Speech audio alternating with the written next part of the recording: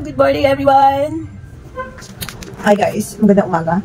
Naantok pa talaga ako guys, pero kailangan kong gumising. I have a friend who is going to visit me today.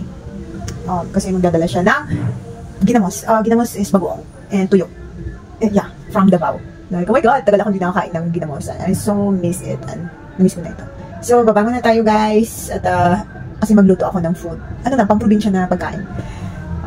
Yun, kasi galing kasi din siya sa abroad, nauwi siya. So, gusto ko siyang pakainin ng may ulam na ano lang, pang-probinsya. Kasi paborito ko rin eh. Ayan, sign of aging niya yata to guys. Kapag may bisita, naglilinis ako. Oh my God! So, ayan, paparating na yung kaibigan ko. Kaya natataranta na talaga ako. Pinalitan ko nga pala yung bedsheet ko. Yung cover. Kasi maalikabok na. O, ito. Yung orange nga pala na bedsheet, napili ko ito sa TikTok ha. I-type nyo lang yung Aloha Philippines bedsheet. So, lalabas yan. At saka different colors and style. At saka ito namang puti na to. Napaka-comfort talaga. Napakalambot nito guys. Nasa 400 plus lang to. So anyway, yung orange nga pala, may kasama ng punda, nasa ano lang yun, 600 plus. Yun. So, ito naman, itong parang clouds na puting-puti, 500 something lang to na nabili ko kasama na ang isif nito. Napakalambot, parang Canadian talaga. Napaka-particular talaga ako o sa higaan. Number one, nag-i-invest ako ng magandang tela. Kasi dyan kahihiga, sa kagaling mong trabaho, diba? Nakakapagod, so kailangan gandahan mo ang iyong kama. So, and para masarap yung tulog mo.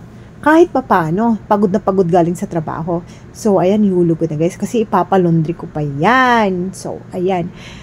So, ito, binuhat ko na yung kutsyon, kasi i-change ko rin yung cover nito. Kasama na rin yung orange na cover guys ha, dun sa bedsheet. So, ito namang parang lubid, tag 100 plus lang po yan, para pang grip po yan, para hindi maluwag yung bedsheet nyo sa kutson, at saka walang lukot. So, ayan, tinanggalan ko na, kasi gusto kong i-change na naman yung bedsheet color. Kasi minsan kasi, nakakasawa kasi na, for 3 weeks, kailangan i-change ko siya. Kasi, I think I have a disorder. May disorder talaga ako na hindi talaga ako na nakakampante kapag paulit-ulit yung bedsheet ko. So, ayun guys, yan, pinunasan ko na rin. Para akong si Cinderella dyan guys. So, la la la la la la la la. Darating na yung aking amo. So, ayun guys. So, pinunasan ko na kasi maalikabok. Kahit close na close yung room mo, talagang may alikabok talaga. So, ayan. O, diba? Buka ka pa para makita ang bilat. Na. O, ayan guys, pinalitan ko na. Well, this bedsheet is, I don't like it. Pero, okay lang. Nabili ko kasi. Maganda kasi yung reviews. Pero, in person, parang hindi ko talaga trip. So, ayun guys, luto na ako guys. Ayan. So, akala mo naman talaga, special yung niluto. Pero, lang, yung pamprobinsya lang talaga. Kasi, paborito namin dalawa. At saka siya din guys. Hello Jackie! Ayan. May pasalubong din siya sa akin, no? Na ginamos or bagoong.